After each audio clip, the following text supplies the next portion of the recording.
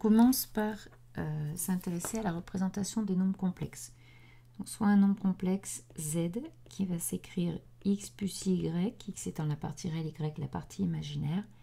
On peut le réécrire aussi module de z exponentielle j phi, où phi donc est l'argument de z.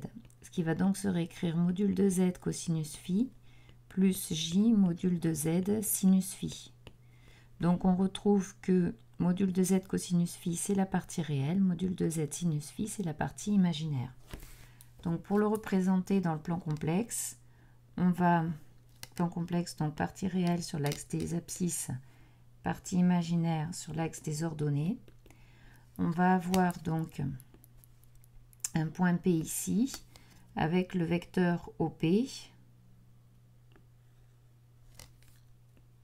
L'abscisse du point P, ce sera X.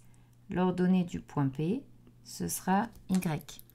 Et du coup, le module de Z cosinus phi, donc c'est donc le petit x. Module de Z sinus phi, c'est le petit y. C'est-à-dire qu'en fait, on retrouve ici l'angle phi. Et la longueur du vecteur OP, la norme du vecteur OP, ce sera le module de Z. Donc si on s'intéresse à la somme de deux nombres complexes, donc avec sz1 qui est égal à x1 plus y1 et un z2 qui est égal à x2 plus y2. Quand on va faire la somme, on va trouver un z qui aura comme partie réelle la somme des deux parties réelles, donc x1 plus x2, et comme partie imaginaire la somme des parties imaginaires, donc y1 plus y2. Du coup, si on veut faire cette somme, donc toujours dans le même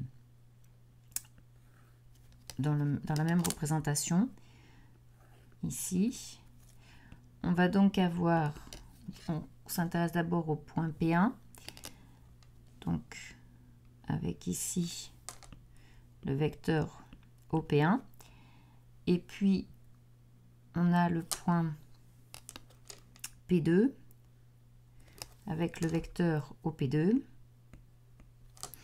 Donc, et quand on fait donc cette somme en faisant OP1, si on fait la somme des deux vecteurs OP1 plus OP2, on va avoir en fait la somme, la partie réelle ce sera effectivement, donc si on fait la somme ici, donc en traçant le parallélogramme,